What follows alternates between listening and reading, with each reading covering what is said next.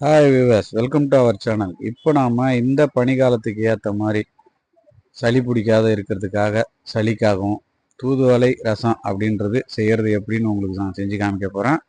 அதுக்கு தேவையானது தூதுவளை இலையை தழையை கொஞ்சம் எடுத்துக்கிறோம், புதினா கொத்தமல்லி கொஞ்சம் எடுத்துக்கிறோம், தக்காளி பழுத்த தக்காளி ஒன்று எடுத்துக்கிறோம், அதுக்கப்புறம் மிளகு சீரகம் துவரம்பருப்பு கொஞ்சோண்டு, பூண்டு பல் ஒரு 10 பல் இந்த மாதிரி நம்ம எடுத்து வச்சுக்கிட்டு மிக்சியில் அரைச்சிக்கிறோம், பொடி பண்ணிக்கிறோம். பொடி பண்ணி வச்சதுக்கப்புறம் அந்த தூதுவளை தழையை புதினா கொத்தமல்லி தழை எல்லாமே சேர்த்து மறுபடியும் மிக்சியில் அரைச்சி கொஞ்சமாக பெருங்காயத்தூளும் கொஞ்சமாக மஞ்சத்தூளும் போட்டு வச்சுக்கிறோம். அதுக்கப்புறம் வானலை ரெடி பண்ணி வானலில் அடுப்பில் வச்சு நல்லெண்ணெய் ஒரு 2 தேக்கரண்டி நல்லெண்ணெயை விட்டு தாளிச்சிக்கணும்.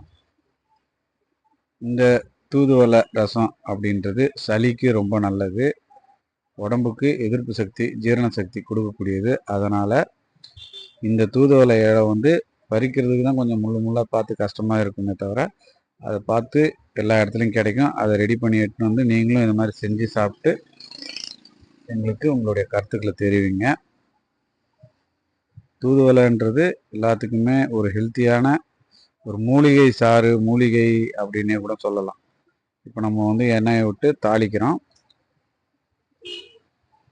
இதுக்கு நடுவில் லேசாக தாளித்து லேசாக சிம்மில் வச்சுட்டு நம்ம புளியை அரிசி அலசின தண்ணியில் ஊற வச்சுருக்கோம். அந்த புளியை கொஞ்சம் நல்லா கரைச்சி இந்த தண்ணியை இதில் விட்டுடணும். தண்ணியை விட்டு சிம்மில் வச்சு விட்டுட்டு தேவையான உப்பு போட்டுட்டோம்னாக்கா நமக்கு தேவையான தூதுவளை ரசம் ரெடி ஆகிடுச்சு.